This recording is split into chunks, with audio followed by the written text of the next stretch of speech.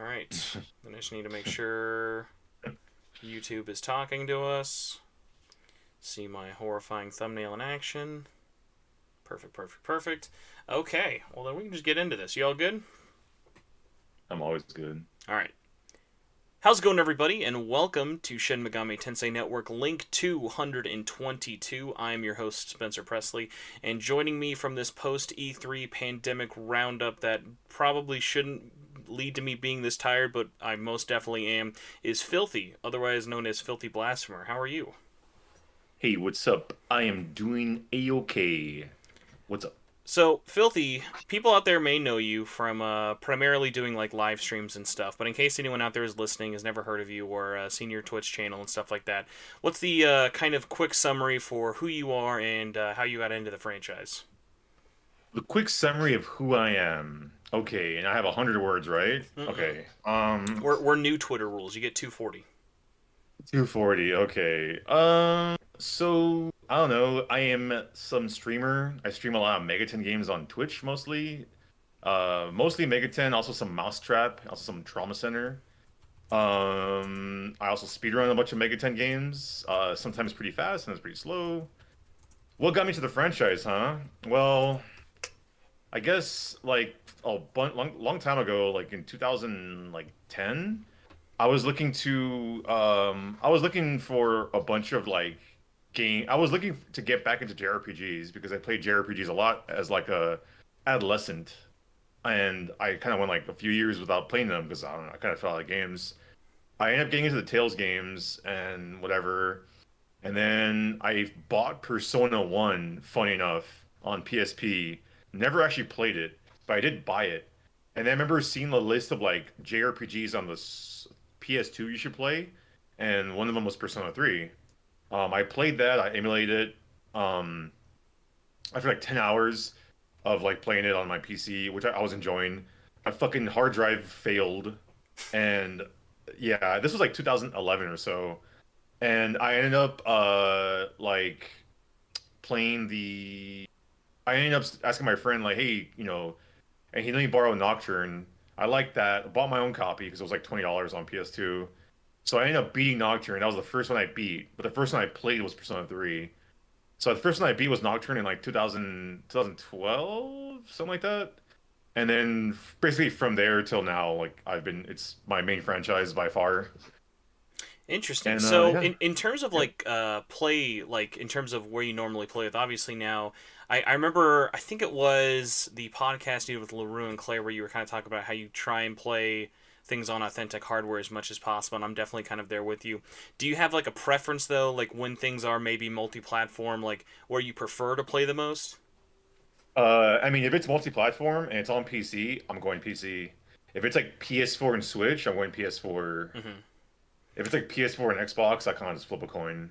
So But that doesn't really happen. I want you to know I shared a very I think this was a very spiritual connection moment with you without you even knowing this once. If I recall, I think it was like the first Nocturne HD stream you did with Gnarly, and you mentioned one of the most obscure PlayStation Vita games that are out there, and you got Oh, all the street cred for it. So I need to know how on earth you are aware of DJ Max Technica Tune as quickly as possible. basically, when I had a Vita, I was like, this thing's cool, but where's the fucking games? And I just asked around, looked online, and that's just one of them. I imported a bunch of games to play that fucking thing. Like I played a bunch of like Gundam Breaker, obviously I played DJ Max. What Played year a bunch what of year like would this have been, by the way? Just out of curiosity, fucking because like 20 fucking like 13, 12. Because okay, I got a Vita like when it came out pretty much, and I played like Gravity Rush and then like that Uncharted game which I didn't really like, and then like nothing much for a couple years. But then like a couple things started coming out, like Soul Sacrifice was pretty badass. Eventually Project Diva came out in English and I played that. hmm. So like around then, like 2012, 13, 14, I guess. And so like, were you kind of one of those people who were like, eventually you kind of got burnt down on what you did have and just sold the system because you kind of make something you Oh, don't have it anymore? no. No, I mean, okay, so my original Vita I actually gave to my nephew because he broke his, and I bought a Vita 2000. And then that Vita 2000, I sold. No, the Vita 2000 I gave to my brother, and I bought a red one from Japan because I was kind of sick of the 2000, missed my 1000 model. Oh, okay. So Because you have that Crystal 1000, but it's not the Soul Sacrifice 1000 red one, is it? no, it's just red. It's just plain red. It actually was kind of cheap. Like I got it last year for like 110. Yeah, before the apocalypse Whereas, of Vita game prices. dude, and fucking like that. Obviously, it's imported from Japan, so it's probably like 130 after shipping. But like, you fucking go on like Facebook Marketplace, and these cocksuckers are like, "Oh, 250 for my scratched up Vita." Like, what the fuck? Yep. Get the fuck out of here. Yeah, No, never, no. it's funny. Mm-mm. I've got three myself, and I bought pretty much all of mine MSRP when they all came out. The Dragon Quest Slime one, which actually no, you mentioned you're a Dragon Quest fan. I cannot recommend that one enough. I don't know if you've gotten your hands on it before, but that thing literally comes in a Dragon Quest treasure chest and is a thing of beauty. Oh no, I'm actually holding my slime controller right now. I'm not even joking. My PS4 slime controller is kind of like my default. I need something to hold while I'm chilling here. But it's cool. It's cute. Hmm. I use it. I use it for my entire playthrough of Royal. I use that thing. That's got to It's the be like only. an interesting thing to like have associated with that game of like, oh yes, Persona 5 Royal. I played on my Dragon Quest 11 controller. Any Slimers? Let's go. There's no slime emojis. I was talking about this on Yarly's stream, but I'm not a big fan of like the emojis on here. Like the emojis here suck. Like the Well, only the good thing one. about YouTube emojis is like if you have membership set up, you can do custom emojis, but it's just kind of like a little bit more limiting with it. But obviously I'm apparently either too dumb or too frugal to set up YouTube memberships, so I can't even be bothered with it. Like I never really do emojis even in the chat with it. But yeah, so the last Vita question I have to ask, just because I'm apparently the last advocate who will never stop talking about it and playing it every day. What is the last game you remember playing on your Vita? Last game, fucking Project Diva F second. Not Like X, huh? I haven't really played X. Mm-hmm. Well, the thing with because my good friend LaRue gave me a PS TV, and I guess I did something wrong because I thought you could just transfer everything from that thing to the PS TV, like from a Vita to PS TV, and like half the things did, but half the other games, my save data is gone forever. Like fucking Project Diva F, which is I was playing it because I gotta get because I had like 80 hours in that game. I had every song beaten on extreme except one. Um, and I was like, dude, I gotta fucking do this shit again. I mean, whatever, it's fun. I don't really care. Mm-hmm. Cause I don't really like that fucking what's that new one called like on Switch? Like Oh, uh well, that's basically it's either Future Tone or DX something. It's basically the PS4 version, but they just changed all the shaders so it can actually run. But yeah. yeah, I don't really like that one. Like those slide notes I don't like. I don't mind like on the to me, Project Diva is best played. Project Diva, by the way, my favorite rhythm game. My favorite rhythm game is best played on the Vita because I like the star notes with the touchscreen. Mm-hmm. I feel like the whole thing flows very well with the star notes, and not like, oh, use the joystick. Oh, hey, hold the R button. Stupid, Yeah, dumb. it's definitely a different vibe. Although I will say, it always kind of sounds like elitist to say, or like very like comic book nerdy guy. But the series definitely was a lot different after Dingo left for good, which like is kind of one of those things like it probably can't really be helped. But it is kind of like it's cool that it's still around. But like I know very few people who are into Project Diva now who were into it back then with the F2 and X. Yeah, that's kind of like I mean I played the ones on PSP and PSP and Vita were kind of like my like the bulk of like my time getting into the series and playing them or whatever. Like everything since I'm like I'm good. I actually did buy what's this game called real quick? Hold on. What's this game called on the Switch? Because I played Mario Picross the other day. This game is called Hatsune Miku Logic Paint S. I haven't played it yet. Isn't that the Picross one? Yes, because I played Mario Picross on my channel, twitch.tv/HarryPussyGood, and I liked it, and I was like, hey, this is cool. What's like another Picross I should play? And my chat was like, dude, there's like 1,000 Picross games like Pokemon. And I was like, well, Pokemon sucks, so give me something else. And they're like, oh, well, there's a Project Diva one. Like, that's for me. So I bought that shit. I haven't got a chance to play it. I haven't had free time. So all my free time is the spent either last streaming really or obscure then here. question in terms of suggestions. What is your thoughts on? I think it's Miracle Schoolgirl Festival. I mean, those words literally went in one ear out the other. I have no idea what Okay, that is. so it's literally just a bunch of anime idol IPs in the Project Diva engine. I think it's Project Diva 2's engine, and it's only on the Vita. It was a weird, like, Sega put it out in Japan, never came out over here because of licensing rights. But if you ever are curious, it's still pretty much only on the Vita. But if you are not a fan of idol music, it's not going to win you over. But it is a very solid Project Diva game that is not Project Diva, but made by that team. Who's this guy Shimo saying Pokemon's thunder shaking my head? Hey, if you like Pokemon, hit the showers.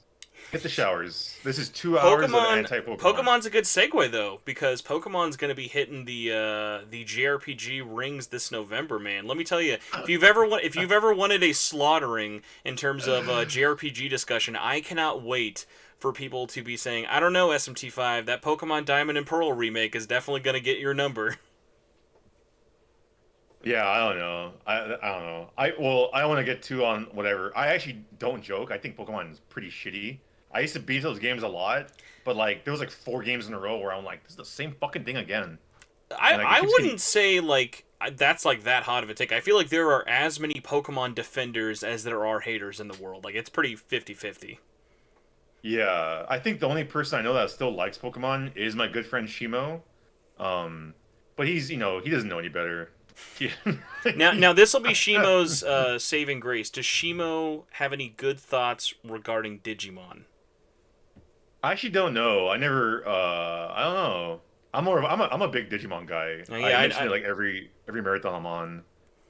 so Digimon's pretty cool. oh yeah, so then you know the heartbreak that us 10 Digimon Survive fans faced with no updated E3 then, huh? Yeah, like I mean, honestly forgot about that. I I mean was like, that's fair because oh, literally when the movie got canceled, well not the movie's theatrical run in the West last year got canned, they also delayed the game and I think everyone just kind of went, "Oh, they'll have to update us eventually, right?" And then we've just been fucking slowly feasting and fasting away in the corner. ooh, can we time this guy out for saying Pokemon ripoff? Ooh, No. literally shaking right now. You'll have to live with those words and deeds in terms of knowing how wrong you are about your opinions. But yeah, Shiba will definitely be outweighed in terms of the Digimon v Pokemon discussion. Oh But yeah, yeah, if you wanna get into this, actually, before we start talking about SMT5, we were kind of talking about this a little bit earlier.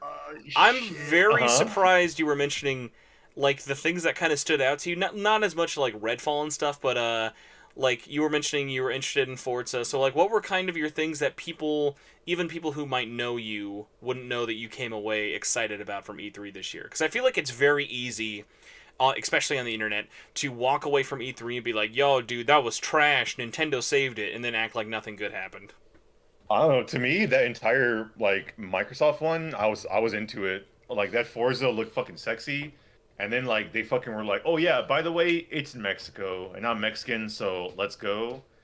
Any fucking game in Mexico, I'll love to play or whatever. So you're down for a Mexico. Call of Juarez full series playthrough. Oh yeah, definitely. I love those. I mean, I played one of those and I liked it. Yeah, Forza's fucking. I love Forza, and then fucking Mexico, like the two of the best things in the world. The cornerstones of this planet is racing games and Mexico. So you combine those into one, and it's pretty cool. But yeah, I feel like when you say mhm. that about Forza, because I do this a lot, I feel like you have to clarify. Like I love Forza Horizon. I don't really love Forza Motorsport. Oh, I love them. I love. Okay, so I love them both, but I like Horizon more. Hmm. But I definitely because growing up, because I'm Mexican. Again, this is important. We almost all like racing games and fighting games. So I've been playing racing games since I was a kid. Like it's almost like part of like anything competitive is like in our blood, I guess. I don't know. But I played a lot of Gran Turismo growing up. Like Gran Turismo was all like pretty much motorsport. And when I got older, fucking it took forever for them to release these shitty Gran Turismo games. So that's actually when I got an Xbox because I was like, dude, I want to play a good racing game. These Gran Turismo games are taking forever. But that's what I got into Forza, and I'm like, oh, this is way better. Oh, premium cars. I don't know. Do you know much about Gran Turismo? Remember that bullshit with 5? Oh, it's taking forever because we need to fucking do I, the I premium I cars. literally I literally was at a game Stupid store ass. like 2 weeks ago, and I picked up a copy of GT5 Prologue and had to explain it to my wife of like, so she's like, oh, so it was a demo, and I was like, no, no, no, no, no, it was not a demo in terms of content. Yes, they charged like this was a full ass game you bought. And like they were like, because their big thing was premium cars. A premium car is a car that had a fully detailed interior Hmm. and not generic. And they were like, oh yeah, we're gonna have 100. Fucking dude, Forza. Ever since like I think Forza Motorsport 4 on 360, every fucking car or like 90% of cars are premium. Fuck out of here. That's when I started realizing like, hey, maybe like I shouldn't idolize some of these companies because they're kind of like shitty. I think Same how. Mhm. Polyphony gets a little bit of a break though because it's at least a very different experience. Like I can enjoy GT, but I just can't seem to get that same kind of like the way the feel of the cars definitely feels very unique to Gran Turismo, whereas I don't get it with Motorsport. Really? I don't know, Motorsport, like, dude, that weather system in Forza 6, fuck, man. Oh, I don't know. I love those games. I love them both, like, a lot, but I have to give the edge to Forza Motorsport. And then from those, I mean, obviously Horizon. Horizon, I thought I wouldn't be into because I'm like, oh, open world, silly music, get the fuck out of here. But typically, I'll usually listen to my own music, which is fucking satanic black metal or whatever. But Horizon is pretty cool. Like I never thought like, oh damn, a open world, because I think I played that Need for Speed, like one of the PS3 ones was like open world. My wife or ex-wife played it. And I remember like, yeah, this is all right, I guess. But not until Forza Horizon 2, which is the first one I played, I was like, oh shit, open world racing game. Oh, that shit actually can work. Like you drive around, there's little challenges. Am I a car guy? Not really. I own a car. I know how to drive a car. I drive a car for a living, but I wouldn't call myself a car guy because being a car guy is like a certain like thing. Like it means something. It's like, hey, what kind of like if someone asks me, hey, do you know how to change my fucking like oil? I'm gonna say, don't ask me that ever again. Don't talk to me ever I was again. ready for you to say a confusing thing to do, like a carburetor. Oil is I feel like oil might be a little easier to do, even if you're not a car guy. Yeah, I mean, I could change oil, but like, I'm not gonna change someone else's oil because that's kind of weird. Yeah, Unless she's that's true. hot. Like, if she's a baddie, oh, I'll fucking. I mean, we're getting off topic Yeah, now. dude, I gotta buy. I gotta get a date first before I'm changing anybody's oil. We gotta. It's a person by person basis. What's up, Claire? Also, I haven't said what's anyone that said what's up to me. What's up to you guys back? Sorry, I wasn't whatever. I'll change your oil, Claire. Oh, I'll change everything for you if you want. Who else is in chat? What's up, Shimo? Sorry, I didn't want to be rude. Shimo did redeem himself, by the way, by saying they are a Ridge Racer fan, which we are also a dying breed of Ridge Racer fans in the world. Dude, Ridge Racer kicks out. I actually bought R4 because I didn't own it as a kid. I only played at people's houses. I bought a copy like fuck like 3 months ago. Amazing soundtrack, like legit, Fuck yeah. still holds up. Such a banger. Um, as much as I love talking about cars, though, man, I would not have thought the E3 would lead the cars discussion, but I'm all here for it. So I don't know what you've kind of done in terms of it, but I'm just curious. I've been kind of in my own bubble of I feel like I haven't gone a day without doing a bunch of shitty YouTube streams and videos and just talking about this. So I've been kind of just constantly wrapped up in it. This is almost kind of like the tail end of my SMT V E3 week of everything sort of happening. But for you, I was curious. So like, were you streaming much of it at all? Were you just kind of taking it in on your own? Have you like kind of thought about doing much in regards to it or talking about it? Like basically, have you had a place to kind of vent your thoughts or basically just discuss it in general outside of just like text and chats and stuff? Yeah. Oh, before I even answer that question, what's up, YQ, Miss YQ, one of my supporters? Um, yeah, I mean, I streamed everything. Like Saturday, Saturday and Sunday, I kind of did like I actually just recently hit 1,000 followers on Twitch, so I did like a celebration stream where I was playing like follower requests, which I do often. Um, and so Saturday and Sunday, I was doing a bunch of those requests, and anytime anything E3 would come on, we would just watch it. And I thought I was gonna get like copyright strikes or something. I didn't get shit. So I'm like, all right. Every time they play copyright music, I'm like, oh, that's it. That's it. We're ending the channel. Like, look forward to Filthy Blasphemer 2, I guess. But nah, like I streamed everything on Saturday that we can. I streamed everything on Sunday. I mean, like it was pretty fun as a group or whatever. That's kind of been my main avenue for like my reactions and like talking about stuff. I have talked about stuff elsewhere, like on Twitter, like a little bit. Mostly just like I was surprised at the Metroid thing. Dude, that Metroid thing was like one, it was like surprising because like, oh shit, a 2D Metroid, that's cool. But then when they showed Dread, I fucking started laughing because like, I'm 34 and I fucking remember hearing about Dread in high school. Yeah, Like, like what the if fuck? that's like Dread's announcement was a really great litmus test for, hey, how much have you really been a fan of Nintendo? Because it was so funny. I was in a group of like 7 people, and like I think 2 of us actually remember Dread was a thing, and so explaining the history and people learning about it has been really really cool.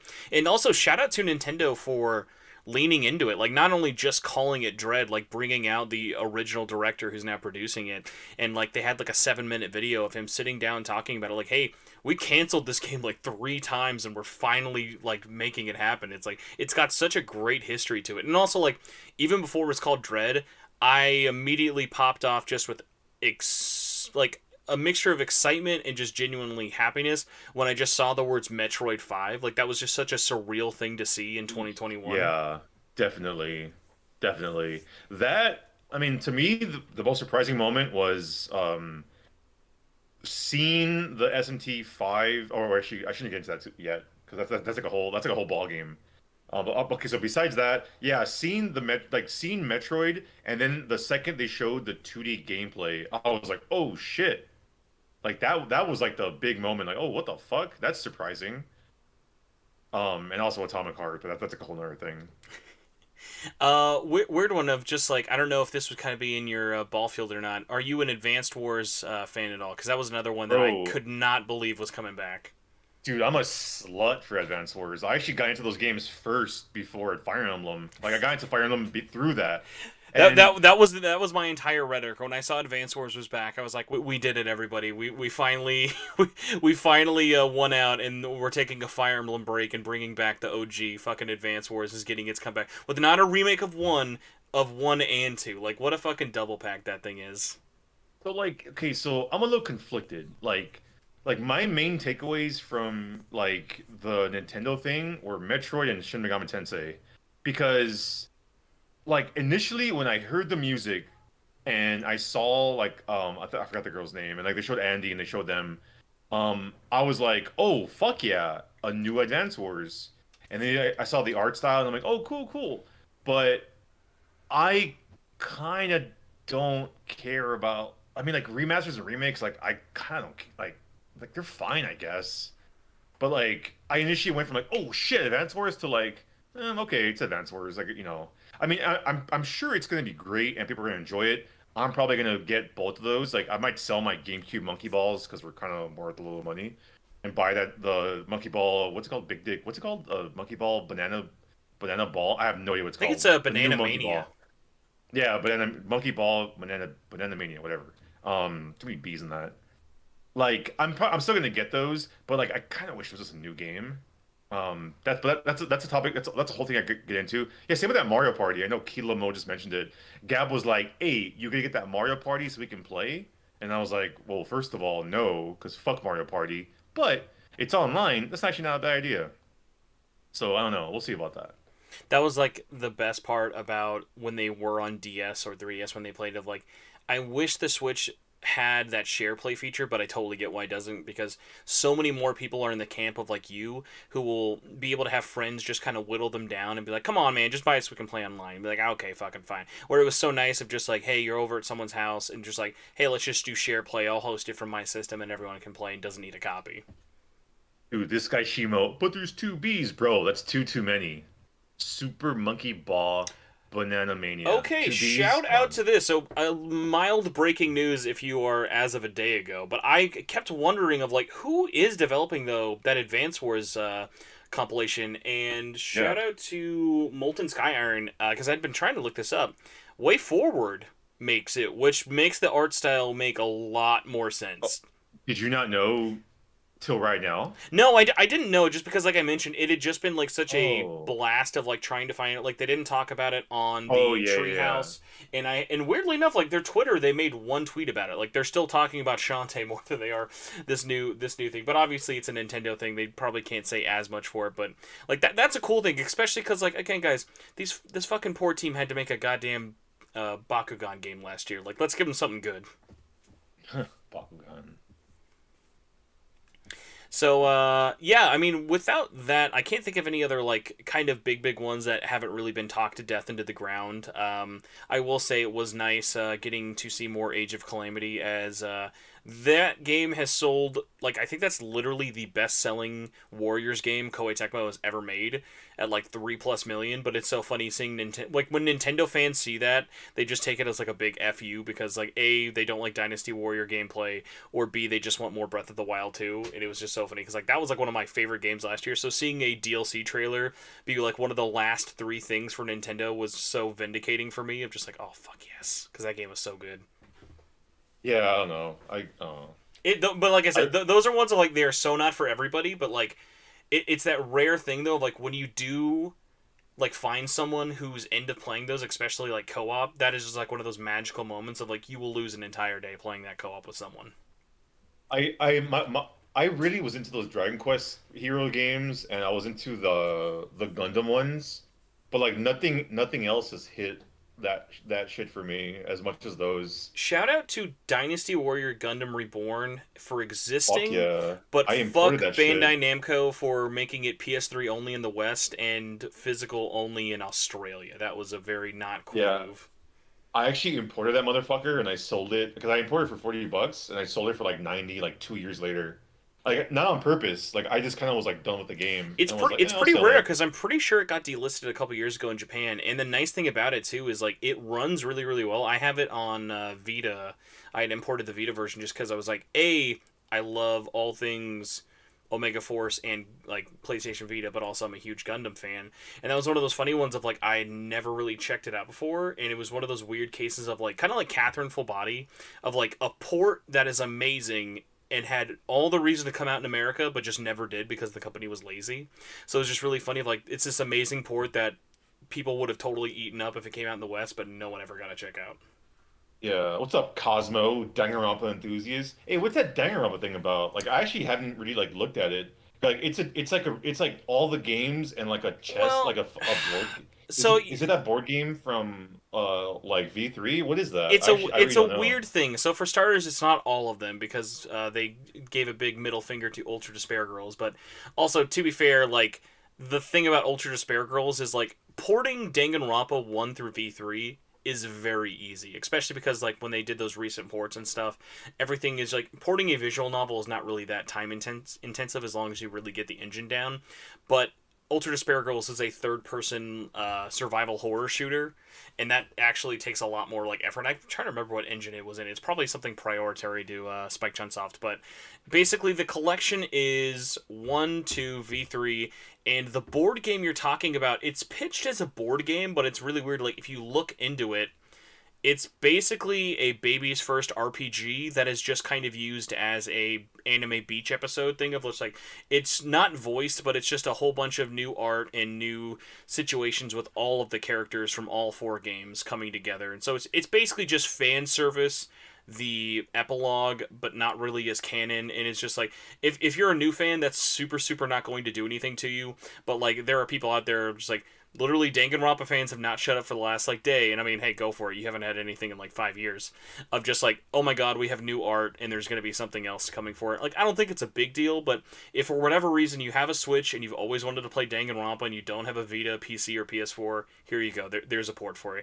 Like, it's one of those weird ones of like, it's great that a port's happening, but like for me personally, like I could not care less. Like I have no reason to care about this port. Like yeah, like I played those games on the Vita. I got the one on PS4, like the like 1 2 Reload, Mm-hmm. and then like, what the fuck? Like, I mean, this is cool, I guess, but it's like another port. Like, I mean, I already played those.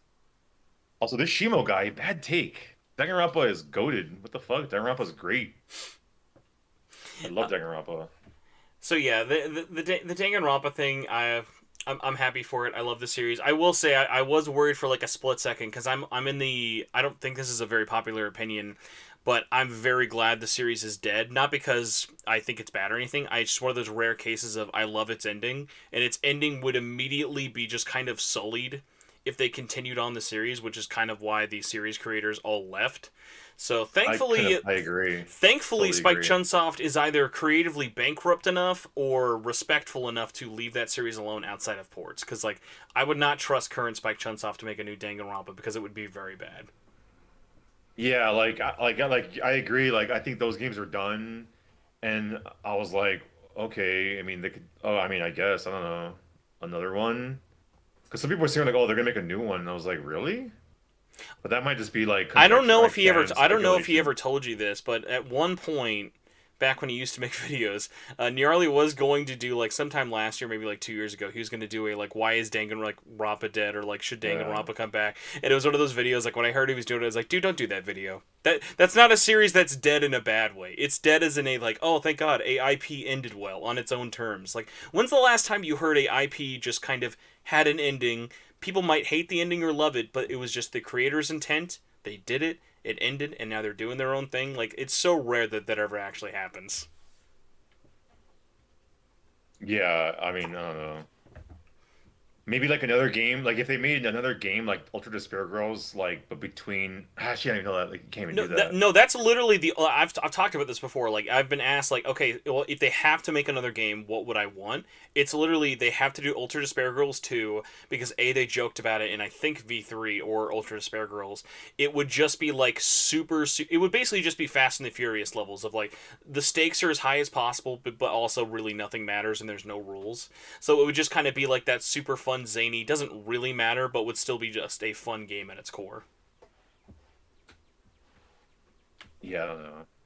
Well, you know what? I don't really care We're about like 30 minutes into this SMT podcast. Do you want to talk about some SMT? SMT. Okay, so there's this game called Mousetrap. I'm just kidding. I mean SMT. I don't know which part. Five or Yeah, what? so I kind of want to come at this in an interesting way. Obviously, there is a megaton of info. The quote unquote leak was real. I don't like referring to it as a leak when literally just someone kind of fucked up and it was on a website. Like, a leak would be like, my dad who works at Nintendo leaked the date. This is just like, it was in the HTML source code, but hey, that's just giving too much credit to whatever. We're not going to talk about the story. I'm kind of want to just pick your brain, see what aspects you want to talk about with this. Whether it be the characters, whether it be the gameplay, some of the stuff we've seen. We thankfully got a really, really great deep dive in terms of. I always told people, I was like, if the date for November is true, which we now know it is, it's coming out November 11th in Japan, November 12th in the West.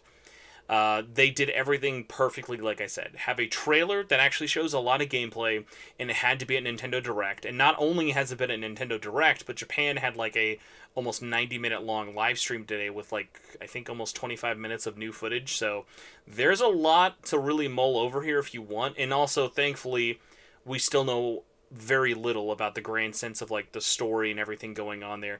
And kind of like we were talking about before the stream, I have very little info in terms of kind of picking into the like, oh, okay, so like what's exactly happening? What's this? Like who else is going to be in the cast? Like I want to experience that as part of the game. Like that's not really not fun, but the stuff that's here I've really been enjoying kind of digging through of like getting a shit ton of art, looking at the battle like mechanics, the designs, how and this is really really dumb and technical nerdy stuff, but I love looking at this as a Unreal 4 game, which not a lot of people are still talking about in terms of like, oh, it's interesting the concessions they've made because like looking at it over the past day, you've seen more people talk about the UI for this game looking like TMS, but like you haven't heard anyone being like, "Oh, that's really interesting." Like they actually don't ever show your full party when it comes to attacking. Like you ever noticed in the gameplay, it shows all the enemies you can fight, but it only ever shows who you are selecting an attack with, and that's very like on purpose. That's like the developers any excuse they have to take character models off the screen, they will do it because this game is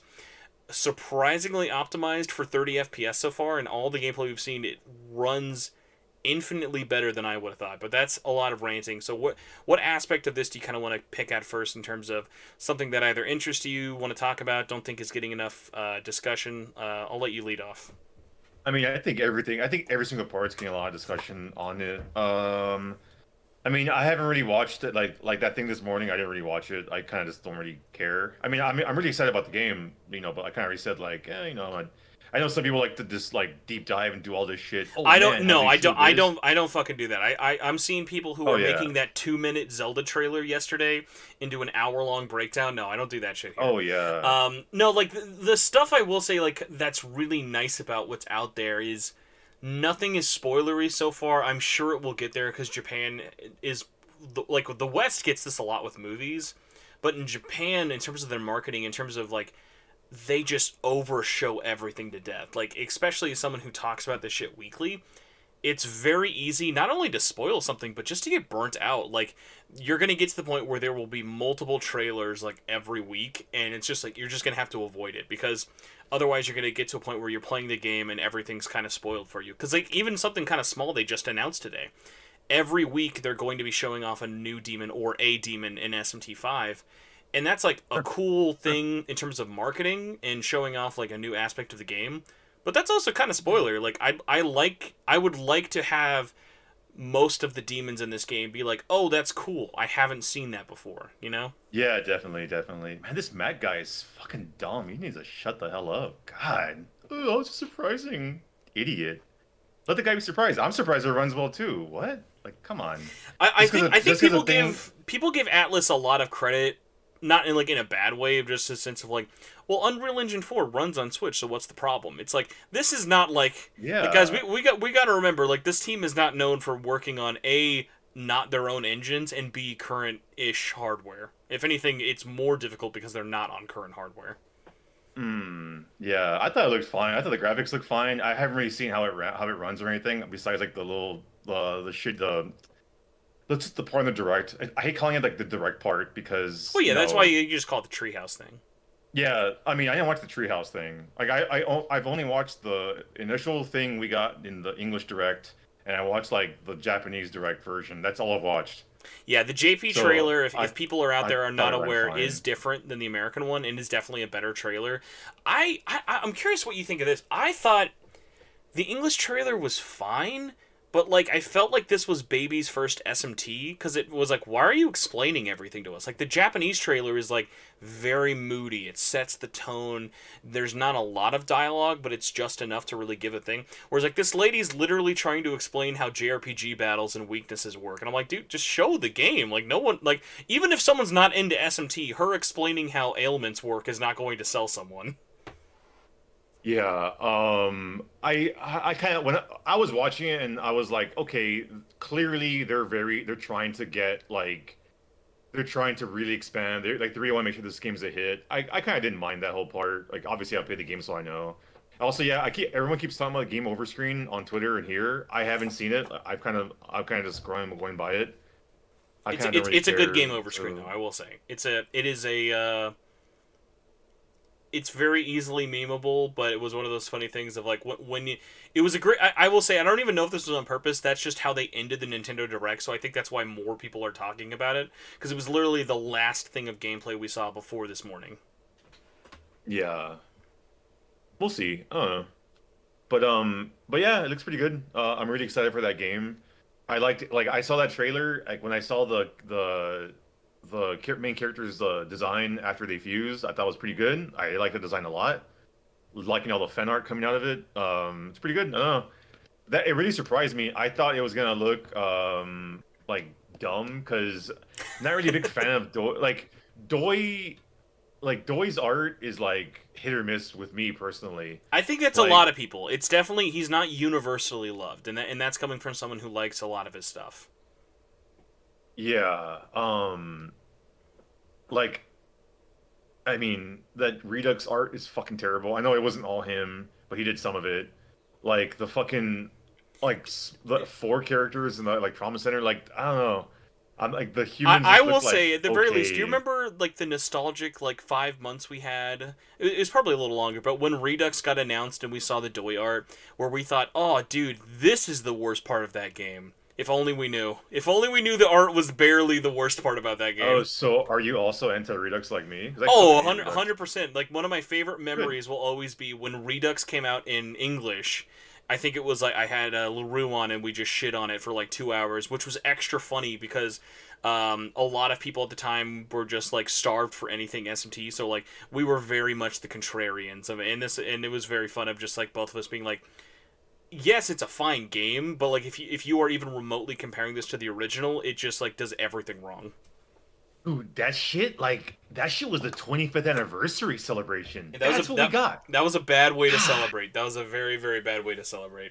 Like, even if it was like, even if Redux was like incredible, like, really? That's how you celebrate it? Like, I don't know. I thought that shit's fucking trash, man. Like, I'm actually gonna do a full playthrough on stream before 5 comes out. Like, I'm gonna replay that in, Apocalypse. That's like Man, where we dude. were. Do you ever talk Whew. to Mac very much? Yeah, I was on one of his videos. So, We oh talked yeah, every now yeah, and yeah. then. You actually have like one of my favorite lines. You have one of my favorite lines in that entire video, because everyone always deserves a free shot at how unfrequent Gnarly is at his podcasting. Um, but no, the funny thing about that was he's doing Strange Journey next, and his original plan was to do both games in one video, and everybody was like, "Don't." It's not. They're just not even worth comparing. Like they're worth comparing, but not like in a. You can't like say, "Oh my god, I gotta sell you on this," but also there's the 3DS version. Like they're just so different. They're like just two completely different beasts. And like thankfully he's doing two separate videos on them. But it is just one of those funny things of I can see someone playing Nocturne and me not having to be like, but you should check out the original. Whereas, like, if I can actively help it, I am always like, listen, if you want to play Redux, because it is, I guess it's a little more arguable now. Like, it used to be a lot cheaper because it was clearance bin forever. It was one of those things of like, seek out the DS one. It's worth playing without the quality of life stuff. Yeah, so what Juizy said was kind of what I was leading on to. Juizy says Doi snapped with the art SMT 5. It was way better than I expected. I agree, because that art, like everything I've seen from 5, and like I said, it's only been like whatever was in the trailer, whatever was in like the box art. I haven't really dug deep into anything else. Well, I like it's funny though everything. because there's It's really not pretty a good. lot. Like there's 3 character portraits, but like outside of maybe like 10 demons or so, there's not Yeah, really been a ton. I mean, true, but like if most of his designs in the previous games were like or whatever or bad, and like the only 3 I've seen are pretty good, like okay, that's a good sign. That's a good sign because these are probably gonna be main characters we're gonna see. So hey, that's a good sign. Okay, I'm into it. I'm into it. So, Especially the main character. Main so, character, I'm into it. so for you, were there like multiple factors that kind of led to you sort of feeling the like art a little bit more? Like for me, I think this one was just like something a lot of people have universally really hopped on. It really just feels like he had a very unique vision for what he wanted the kind of vibe and the character design to really feel like, especially with the demons of like it just felt like I have creative liberty. I'm cranking it up to 10, and the best part is like you can't look at the design of like any of like the characters that we saw yesterday and be like, oh yeah, he's basically trying to do this. Because like even a great example is like while there's a lot of parallels between this and Nocturne, like no one's looking at Demi-Fiend and being like, yeah, SMT5 Protag is basically just a current lord, current edge lord Demi-Fiend. It's like no, they're just completely different creatures. Dude, I don't really see it, man. Like people are like, oh, it looks like not, it looks close to Demi-Fiend, and I'm like, I kind of don't see it. That's funny. Like I've not seen that from anybody. I'd be very interested to see how someone would play that like the back. lines. Yeah, I don't know. By the way, shout out He's to the ignoring colors. The them. color choices are popping in all the right ways. Like I don't know if blue was always the intention for such a primary color, but it really, really snaps in that desert setting we've seen so far. And also, shout out to the world design that we've seen of making deserts not be boring. I think especially in RPGs it is so easy to make a brown fucking desert look like a goddamn just fucking Unreal Engine 3 demo that you've seen for 9 years in Gears of War 2. And it's like, Jesus Christ, can we just fucking please have some color? But like there's sand glimmering in a way that like makes sense. It still feels whimsical and fantasy enough without feeling like, oh, we're just copying another post-apocalyptic thing you've seen before. Like there's similar themes that you would expect in the world, but it still feels very wholly unique to it. Yeah, I thought it was pretty good. I mean, I see these Alex comparisons. I mean, it's the same color. I don't know. I Alex, don't know. though, Alex got a gun. No gun here. Only got the laser I, sword I arm. I mean I don't want to go back on Redux because Redux is trash, but I actually don't mind Alex's design, not with her Demonica thing. Like just her, I think she's fine, but not in fucking Strange Journey. Like if she was like in her own game, I think it's like fine, you know? Like if she had her own game where it wasn't tied to the best game ever made, then I think it'd be fine, but you know, they didn't do that. I don't. The one thing I will say, because it is very easy to dunk on that game, I do not envy the team who had to make that port. But I think that was definitely one of like the biggest problem with that game is they tried to do and change too much. Like they really did not have to do as much as they did, and they would have had a whole lot less problems. Yeah, like the bottom screens. I mean, we sit here all It's day yeah, talking about that it's game. its own topic. Like it's one of those things of like there have been many discussions like that going on. I will say though for this one, I'm kind of curious because especially now that this is the closest we've had to a simultaneous launch, are you primarily a Japanese dub or do you plan on trying this with a English dub when the game comes out? I mean, I always go English dub. Doesn't matter. Doesn't matter. I don't speak. I'm studying Japanese, but even then, like, I don't really feel. I don't know. I've never been into dubs. Like, I've never been like, oh yeah, English. I prefer Japanese. Like, I don't know. I would always. I'm 100% of the time I'm picking the English one. 100% of the time. So another little one that I'm curious about. So another fact that got revealed today is there's over 200 demons. I think it's like 214 to be specific. But curious how you feel about that number, especially because we're kind of in that weird thing of okay, post Nocturne. That's obviously more than Nocturne, but Nocturne is like almost a 20-year-old game, and it's like a little over half of what SMT4 Apocalypse had. But What then did Royal obviously have? the big comparison was that's a good question. I don't actually don't remember off the top of my head how much Royal had. Um, That's that's the comparison I care about. Like I know it's not gonna have 400 demons. oh yeah, Like honestly, I'm like surprised. Like that was the thing I wanted to ask you. Like, do you think 200? Well, like, is that a number you were kind of expecting? Because for me, I was expecting like 150 tops. yeah, I was unoptimistic. I was expecting like Royal. Like how many are in Royal? Because even like Strange Journey, I think Strange Journey has like two something, and it never feels like oh not enough, you know. And same with Royal. Like I just played Royal, and like I'm like I never felt like there weren't that many. Whereas Nocturne, like that's like literally my only problem with Nocturne. Even when I first played it, was like there's Oh, not that many demons. Because even like thank you by the Nocturne, way, really quick there- for the correction. 193 by Atlas in South what? for Royal. Oh, cool. I mean I mean it feels like more to be honest. Hmm. Um, but uh Nocturne, like yeah, like I feel like there's like 100 demons because most of them are like the reskins of like fucking Blob Oh my or god, I know. Like when because Ghost. I just platinumed it like last week. Doing the compendium is the opposite of fun because like 9 out of 10 times a demon is either like a reskin or looks like absolute shit. Like it was so rare that you'd find a demon and you're like, oh my god, that looks really great. Like not even like judging it by today's standards of just like it was so rare that I saw a design where I was like, oh that's interesting. Like I just blocked it out in my brain and I'd never done 100% compendium run before of just like the act of filling out the compendium does not bring me joy, but then also the monsters I was unlocking was not doing any other favors for me, so it was like the double-edged sword of just like no this is not fun, whereas like this one I'm a lot more interested in because they've got a really interesting challenge of them. They are clearly bringing over some demons just basically straight up they are taking the animation rigs from Royal and bringing them onto here, but there are ones that they are doing like brand new designs for, whether it be new art assets or just completely new redesigns. Like Angel looks completely different and is a lot more apparent, kind of similar to SMT like 2, but even with that it's more of its own sort of like art style, which I'm very excited about. Like I don't want all of them to be redesigned, but I'm glad that so far we've seen as many redesigned as we have classics. But there are like even examples I saw on the live stream this morning. They just showed off Kate Sith. Kate Sith is literally the exact same model, but just with a different shading engine. from P5R, because in case it got added in P5R, all the animations are exactly the same. So it was one of those things of like, I get it from a workload realism thing, so I'm not expecting everything to get that kind of quality of like it actually it's a really funny comparison going back to the cars thing.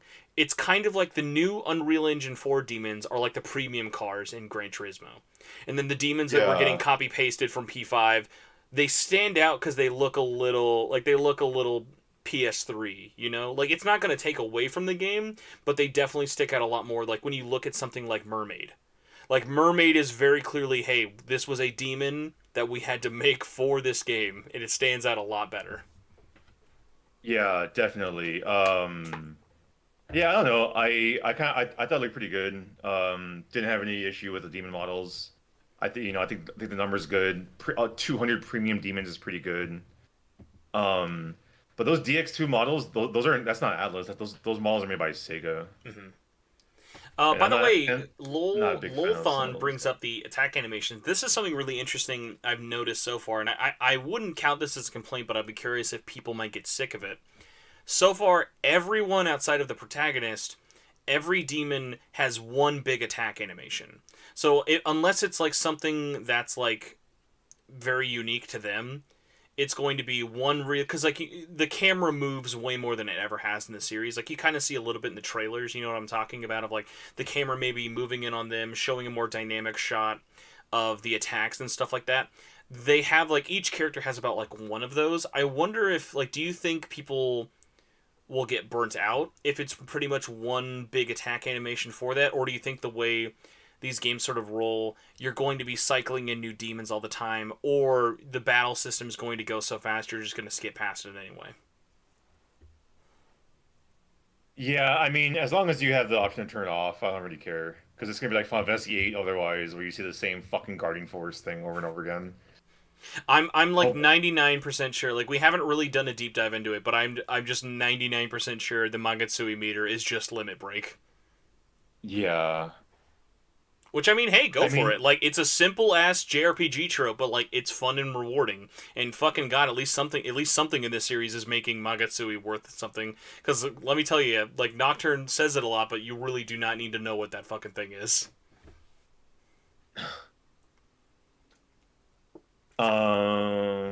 yeah, I mean, as long as you can turn them off, I don't care. Because even if they're like short, like I don't know, like especially like if you're gonna like replay a game, I'm like, like SMT 1 and 2 on some versions you can turn off the animations. I always do that shit because I'm like, yeah, I don't really care. Like Persona 2, like I beat it, and like the next time I play it, I just turn off the animations. I'm like, yeah, I don't really care. Hmm.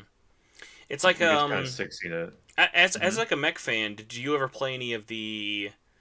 I always go to SD Gundam, but then there's always Super Robot Wars. Do you ever play any of those games? I played the one of them on DS. Actually, you know that new one where it's going to be in English, right? I mean, the last couple all have been. They just normally don't come out over here. Like I've always had to import Dude, them. I fucking didn't know that. Because even though, I might get that new one because like I like those games, or I like the one I played on DS. Because like about like 2011, 12, I had like a flash cart and just played a bunch of like fan translated like DS games, like Tales of Innocence and shit. And that was one of them. Super Robot. I forget which one. Might have been like 2013 actually, because I think I got my There's so many. I actually didn't know about the series until SD Gundam came out, because I only learned about it is it's the only PlayStation Vita game that comes on two cartridges. It's 6 gigs, and they never made a cart that could hold enough for it. So, have you ever played a PS4 game that comes on two Blu-ray discs? No.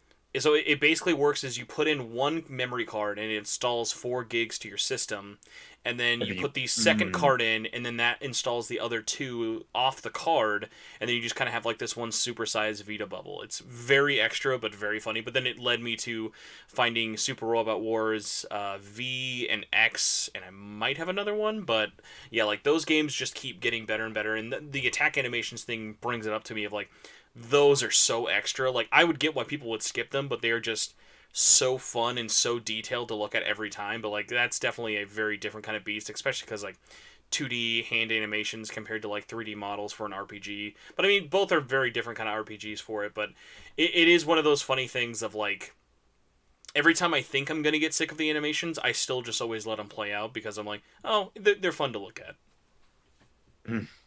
Are you holding your Vita right now, by the way? I think I could hear your Vita over the mic. And you know what? It's weirdly far away. Normally, it's like right next to me. I normally like keep it like as fast as you like grabbed your Switch.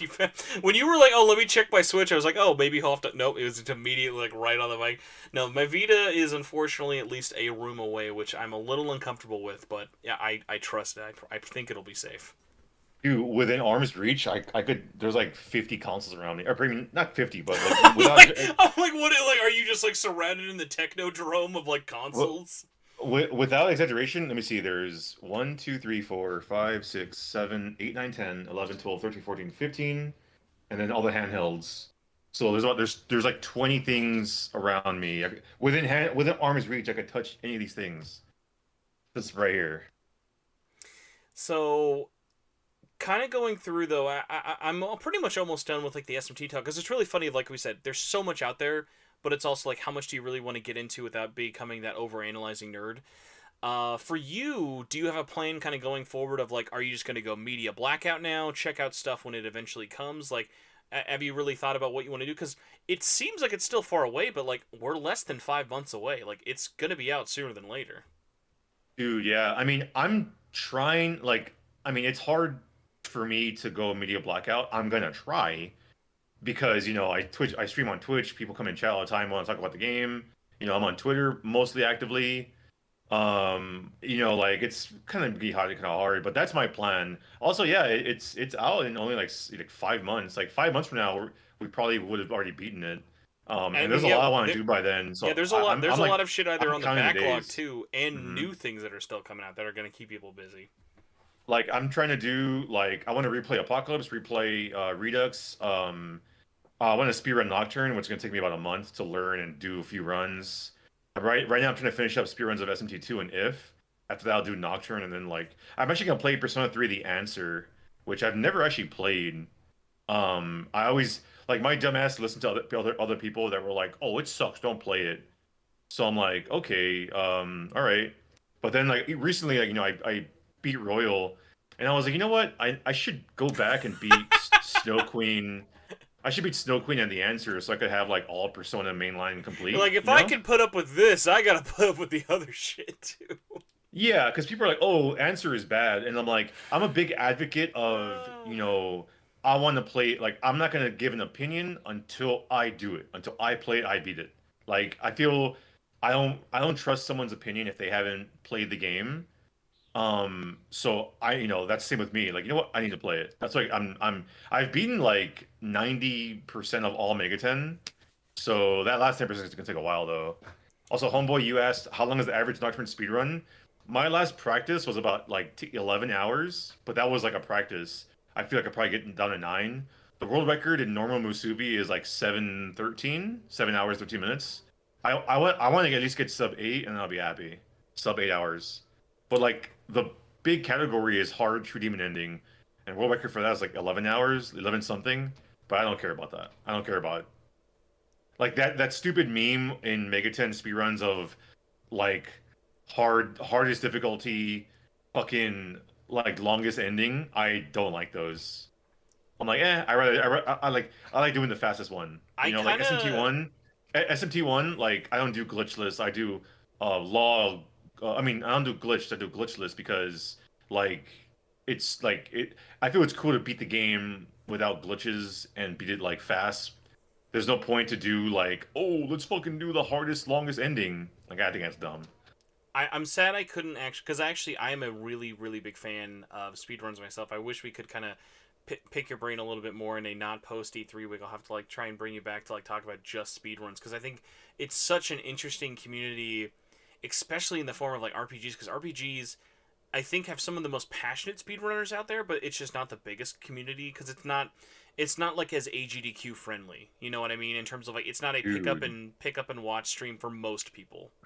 Like you kind of have to be dedicated. Like, I want to toot my own horn, but like today, I literally lost the SMT2 speedrun at the very end, like at the final boss, because I kind of misjudged a couple things on the boss before that. So that's like literally 6 hours like down the drain. Like you kind of have to have a lot of patience. You kind of have to have a lot of like I mean, yeah, it's not patience because like it is a speed run. Like you are doing things quickly. Um, so like yeah, you kind of like you said like we do get our spot like art like RPG Limit Break is like our version of AGDQ where it's all RPGs. Like right now there's a thing going on. I got some friends on that. I was on RPG Limit Break last year with SMT One race, which is crazy. But yeah, like it's fun, and there's definitely a lot of cool people, and it's a fun thing to sit back and watch, especially games that people like struggled with, or like, oh man, that game took me like 100 hours, and then you watch a dude like beat it like in three or something, and you're like, oh shit, that's fucking cool. And that's what I like doing. I like people seeing like me do stuff that's like, oh damn, I couldn't do that. Like that's crazy. And it's like, oh, you actually can do that. You just, learn how to do it. Like beating SMT1 in under 2 hours. It's pretty fun. Yeah, it's especially weird. Of like, I tried my last. What was it? The I guess bad whatever normal demon ending was the last ending I had to do for my platinum run, and I was like, you know what? I want to just try and speedrun this as dumb as possible because I had a basically 100% save file I brought over. So it was New Game Plus.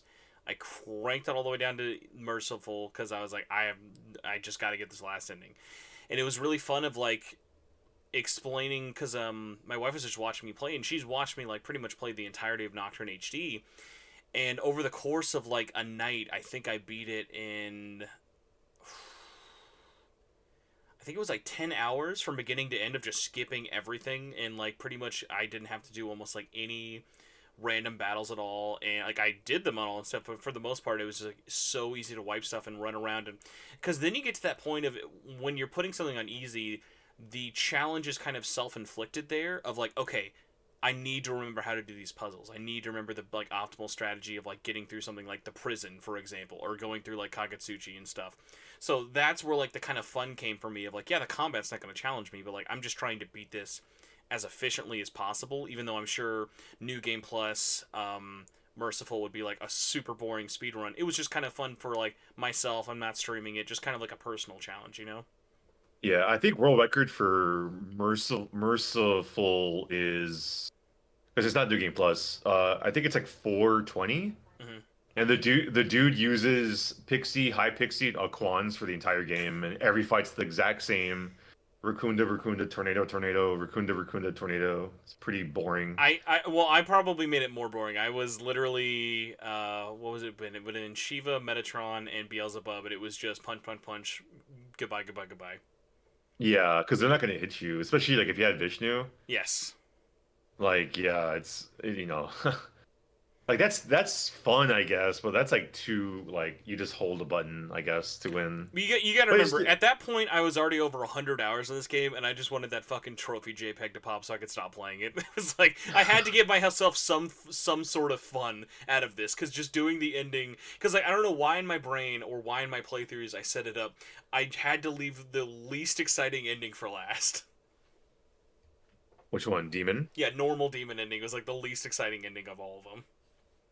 Oh, I like that ending. That ending is cool. It's fine, but like it was definitely one of those funny things of like with this playthrough I learned a very much new respect for all of the not true demon endings, which I've always been trying to tell people of like obviously everyone's gonna recommend the one with the most content and stuff, but I genuinely think a lot of the normal endings are a lot more interesting and will make you think a lot more than true demon ending ever will, even for all the extra content. Because even with true demon ending, you can just save right before you actually talk to Lucifer and still do all the extra shit. Yeah, I actually don't like that ending. That's like my least favorite ending. I don't like it. I'm, It's kind of gl- annoying that I'm people are glad like, I'm oh, glad though that's kind of like becoming a bit of a different like conversation, especially because when Nocturne was out, like again with HD, people were talking like, "Oh, should I do True Demon for first round?" I'm like, honestly, no. Like it's just like play however you kind of want to feel, because really the whole thing you'll always realize with Nocturne and so many other Atlas games is like choice does not matter. You can play the game the same way for the first 3/4 of it, and then just make your choice at the very end. Make a save slot if you want, and then go back if you want to see the other stuff. yeah, definitely.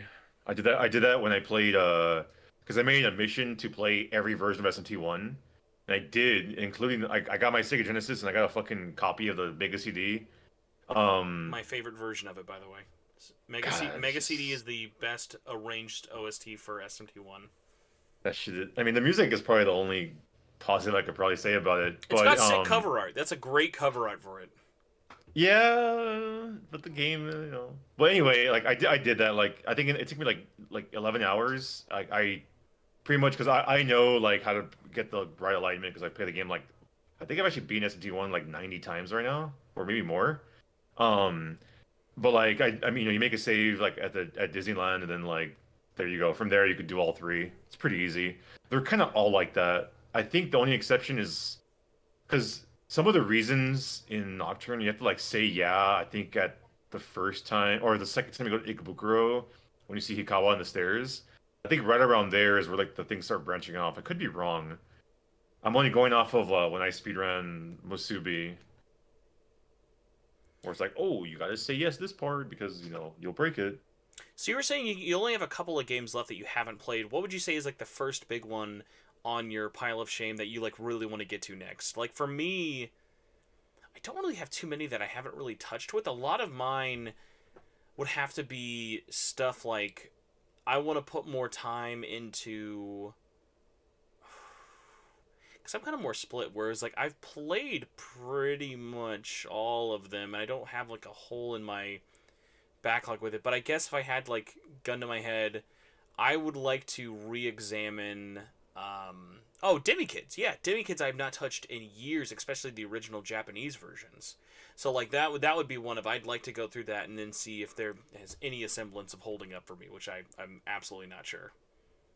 I mean, counting like without like not, let's count only the ones that you can play in English, or at least just to make my part easier. That makes everyone's Is life easier when you cut out the JP only games. Yeah, I mean, because I'm gonna play the Japanese ones because right now, like my basic Japanese, like I can get through like Megami Tensei 1 and 2 and like some of those games okay. Like I'm playing through was it probably do Devil Summer at the end of the year. Rondo fucking sucks. People need to stop that meme. That game is terrible. I'll get to that game eventually, but I've played it on my Saturn. That game is like trash. But anyway, um I mean the only ones I have left in English are Persona. Like I never finished either Arena, never finished either Q. I got through like this first two dungeons of Q and I was actually really into it.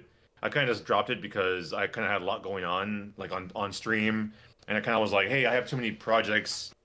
Let me stop all of them and start again because I had too many." But yeah, I mean, my shame I guess to be Arena because that story for Arena was kind of dumb. Like I mean, it was okay, but fucking Teddy just annoys the shit out of me. Like The literally like my least favorite character in any Persona. there's a really great story in Arena. Unfortunately, the only great way to enjoy it is through the manga, which never officially came out in the West. But that's like such a its own like little thing, especially when you start getting into like the other multimedia forms of things. Yeah. Do you want I'm not to do watching. some I'm not reading questions and though. then get out of here? I mean, yeah, that works for me. We've been here for like an hour. We've been here for a long ass time. God damn. So I'm going to rephrase this one a little bit. We're going to start off with some Twitter questions. Our first one comes from Ren, and basically Ren is wondering, do you think Atlas has any chance of kind of messing this up in terms of release? And this can either be Atlas West with the localization or Atlas Japan. Like, do you have any fear that Atlas might kind of fuck this up, and why? Um, n my honest answer is no, but I do expect a lot of fucking DLC at like day one. But I think that isn't gonna ruin the game for me, but I'm definitely gonna bitch about it. Mm-hmm. Definitely gonna bitch about it. But Another I honestly don't think they're gonna botch the release at all. No, and I mean honestly, I think it's not fair to like we're still so early in what we've seen of like you really got to get like closer to like you were mentioning with like the DLC stuff of like the yucky stuff will always come out before release, but it's always as close as humanly possible to it. I will say a funny thing though people haven't really talked about is like, hey, heads up guys, this game is just done. Like the JP version I actually got confirmed this morning is fully done and is basically just in bug squashing mode for the next 4 months, and the whole next 4 to 5 months is just for Nintendo and Atlas to finish up the localization in English, French, Italian, German, Spanish. Yeah. I saw some children talking earlier about, oh, they're gonna delay it, and I think that's freaking stupid. Yeah, that was kind of one of the things I wanted to talk about. Of when I saw that the file size was up on some Nintendo sites, I'm like, oh, that's really interesting because normally Nintendo won't let you do that until you have a final build submitted to them in at least one region. So then, like, I wanted to try and confirm that today. Of like, I mean, I think that's great because it goes back to something I've talked about a couple of times, but like, say what you will about Atlas, say what you will about their delays, they have a really, really great practice of they will not announce a hard date, like a day, month, year, until that game is done. Like, until that is content complete, they never, ever, ever want to date it hard because they know it will just super, super fuck them in the butt. What was the, isn't the file size like, it was like 13 gigs, 15 gigs? It's One of those. like four. Yeah, it's right under 15. Because basically, Yeah. God forbid they splurge for more than a 16 gig cart. It's not, yeah, pretty much. Yeah, I mean, I don't know. I kind of don't, yeah, like it take a colossal, huge fuck up for them to watch the release, I feel. And they've been The game, very careful with this from the beginning. Of like, there's a reason there were so many months of media blackout. There was such a reason of like, they didn't really like. Honestly, yeah, we saw a trailer last year. This is pretty much the game's unveiling. Like everything else was just kind of like a teaser to the teaser. Next thing we have is from Despair Cake, and Despair Cake basically is asking, do you fear any form of P5 success is going to bleed into this in terms of maybe the difficulty or the art design and stuff like that? dude, 4 and 4A are already fucking piss easy. I don't think this is gonna be, no, I don't.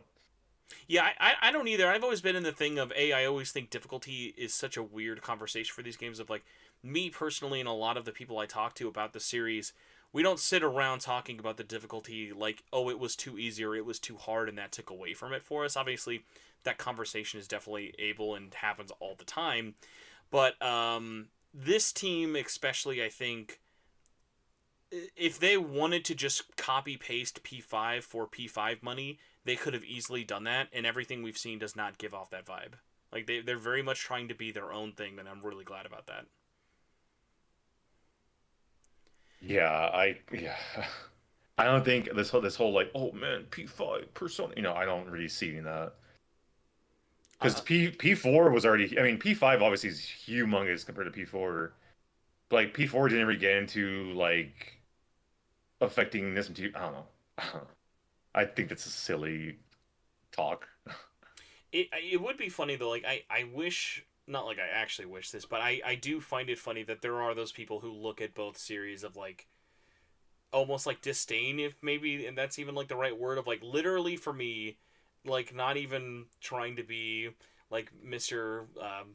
Super even on everything. I just like I have never not looked at SMT and Persona as different things.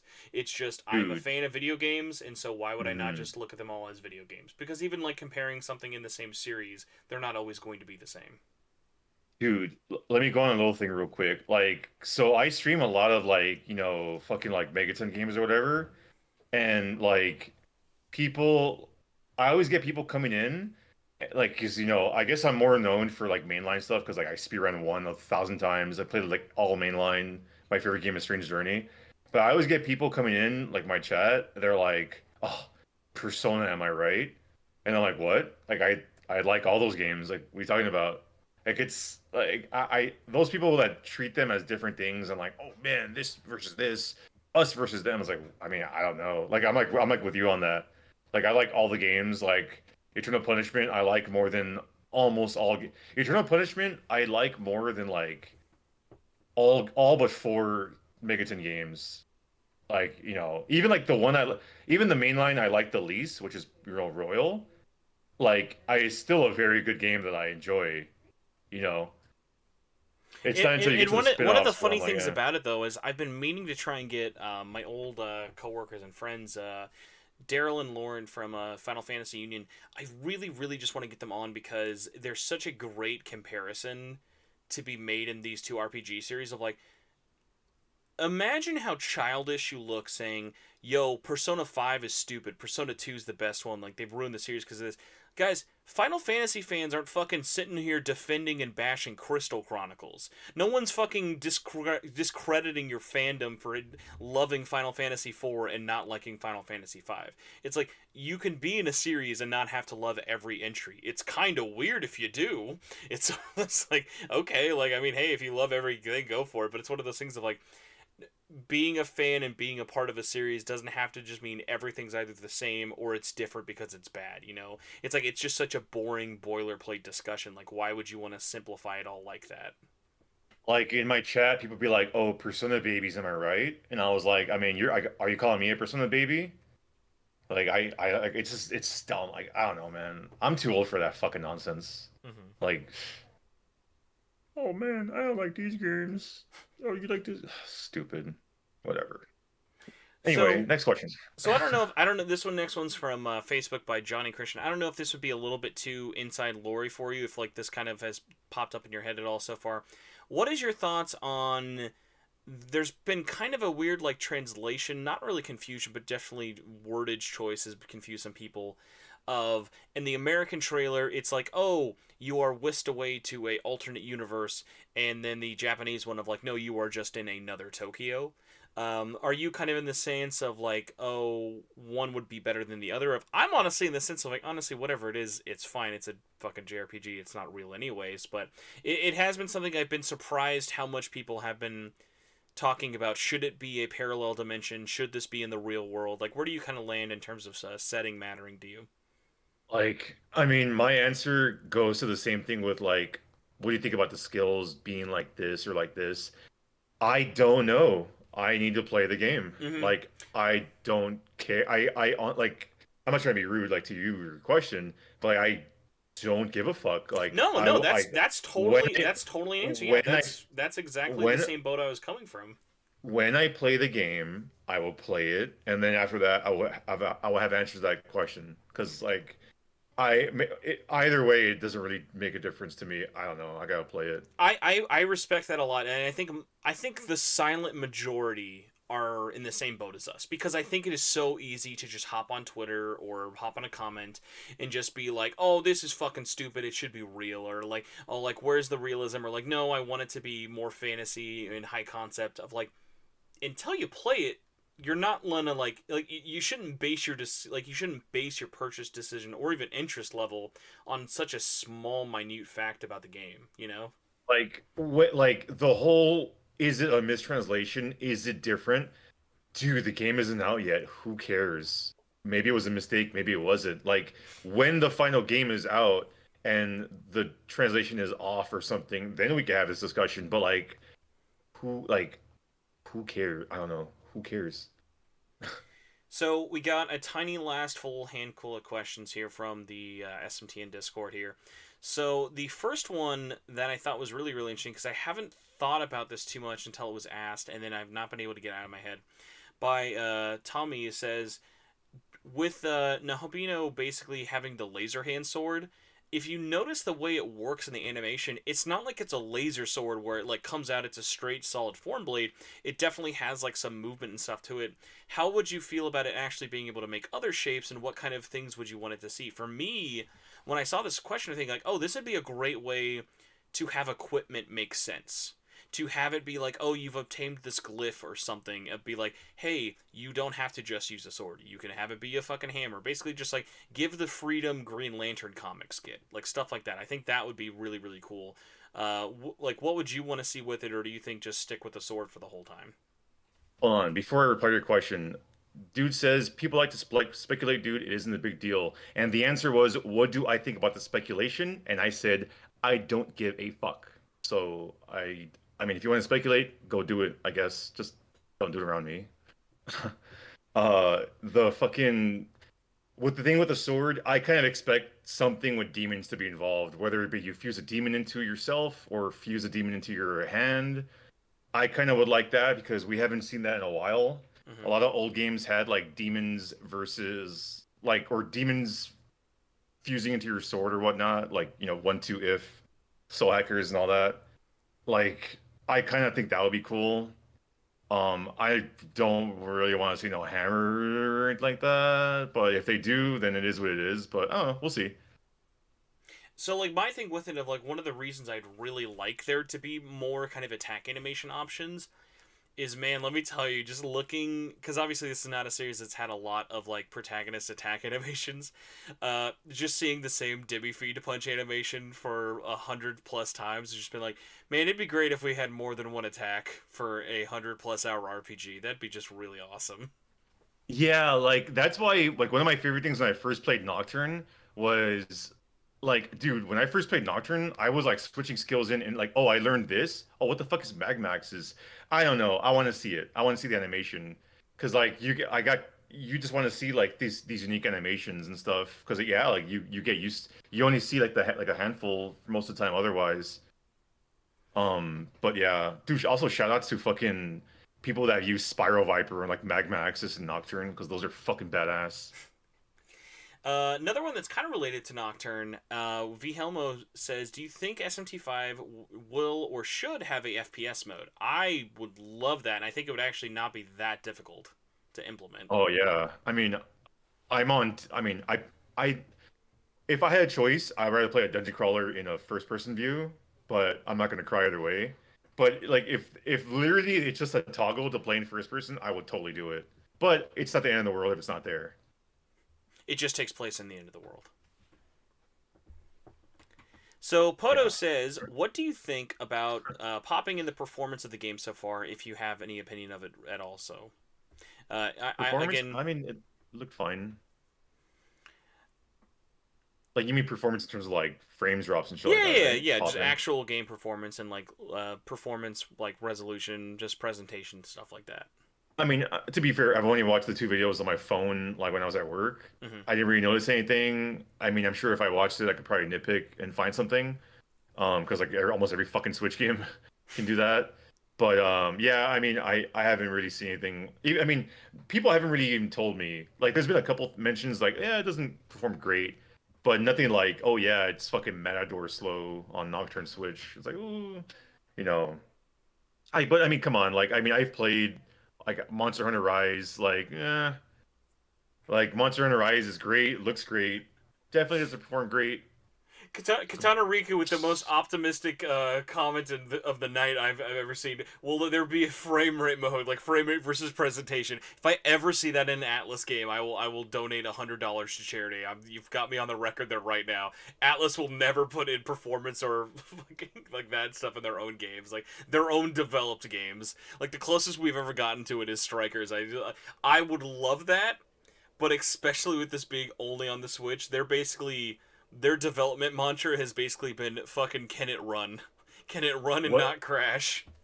what did Strikers do? I only played Strikers on PC, so I don't know. Strikers on PlayStation, and I think it might have even also been on Switch. Basically, Omega Force let you choose favor constant resolution or basically have constant frame rate at as 60 as much as possible. Oh, weird. I mean, honestly, like me, like even though I play on PC or whatever, I typically like I rather have a high frame rate. Like I don't really like graphics are cool, I guess, but like I rather play at the highest frame rate possible, especially with like my monitor or whatever. Same with my consoles. Like I think Neo 1 had a thing or 2. I don't remember. It was like, oh, 30 or 60. I'm like, oh, I mean, 60. Like it's better. So, Neo and 120, very fucking smooth. Good experience. Also, I will say though, the funny thing is about that, because this is also related to Strikers. The nice thing though about having a performance mode is because that targets 4K, and then when you're playing it in a backwards compatible mode with PS5, then because everything is not really in a locked performance or locked resolution, that means you can actually play it in true native 4K and 60, which is just kind of the best of both worlds. So like my thing has always been like with devs and stuff, if you're going to put it in there, cool, but just try to never always lock it one way or the other unless it's really, really hindering it. Like, unless that's a toggleable thing. Because then we get into this era with, like, backwards compatibility stuff where people are finding out of, like, oh, hey, yeah, this game, like, a great example is Last Guardian. If you are playing Last Guardian and it's not patched, it runs basically 4K 60 flawlessly. But if you've patched it, they locked it to 30 because that was part of them trying to make it run better on PS4. oh, fucking really? Yeah, Whoa. it's a really really crazy thing, especially because if you don't have it physically, you can't just download the game from the store and not get the patches. Like, the way Sony and Microsoft worked, when you download a game from their servers, it's giving you the patches all at once. You can't take the patches off.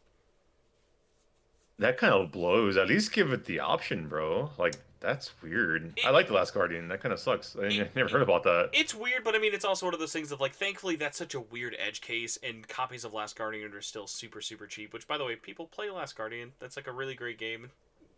Yeah, that actually was my game of the year that year. I think like 2016, 2015, one of those. It would have been really funny if it was last year's game of the year for you. Just it's a late Oh, it bloomer, was but man, it really fucking knocked it out of the park. no, it was definitely 2016. That's fucking Bloodborne. The second best game ever made was 2015. So Fucking Bloodborne's a damn good game. Anyway, that is it for questions. Filthy, thanks so much for coming on, chatting with me about cars, PlayStation Vita, and E3 shenanigans. How'd it go? it was pretty cool. Time went kind of fly. Like a second ago, it was like 6. It's already about to be fucking 8. So that's pretty cool. Well, welcome to doing the show every week, and I look at the clock sometimes and go, "Why is this show 3 hours long?" Yeah, sounds about right. Some of my streams, I'm like, I'll do one of this real quick, and then like next thing you know, like, oh, 10 hours have passed, and like, oh Yeah, shit, dude, stream time creep is very real. Like, when I streamed the Final Fantasy Origin demo, I was like, cool, I'll check this out for a little bit. And then I got to a point where I was like, oh my god, I streamed for 2 hours. And then I had even more shame of like, oh my god, I was on the last boss for 50 minutes of that 2 hours. It was like, it just felt like it was like I was on there for like 30 minutes. yeah, that happens. But yeah, I don't know. I mean, it was fun. I had a good time today. So, for all the people who are too lazy to look at the show notes and see where they can find you, where would you like people to stalk you online and follow you and all your other shenanigans? I mean, if you want to, if you think I'm okay, if you don't think I'm fucking annoying, you could follow me at twitch.tv/Filthy Blasphemer. Link is in Spencer's bio. Or not his bio, but the link. I've committed. I've committed to the bio. Yeah. You'll always find your Twitch link on my bio. Yeah, it's right there. I mean, you can follow. I mean, Filthy Blasphemer kind of everywhere, like Twitter, Instagram. Not OnlyFans yet. But stay tuned for that. I'm just kidding about that. SMT V is not going to pay for itself, man. I joke about that, and people are like, "Hey, you got that only?" I'm like, "No, I'm just fucking kidding." Like, Jesus, Jesus, horny motherfuckers! I swear to God. I do got one question. I was meaning to ask you this in the beginning, but I totally forgot about it. Where is the origin of your name, Filthy Blasphemer? Oh, my favorite band, like in 2004, I needed an email address. My favorite band at the time was Cradle of Filth, and like I'm, I'm blasphemous, I guess. I hate religion, blah blah, that whole thing when I was a kid. I mean, I still do, but So I had to make a name, so it was like Filthy Blasphemer at Hotmail or something. And then when I needed a name for the PS3, when I got it for Call of Duty 4, I was like, oh, let me just use that email address. Oh, let me just call myself Filthy Blasphemer, and that was like 2007, and I'm still using that name.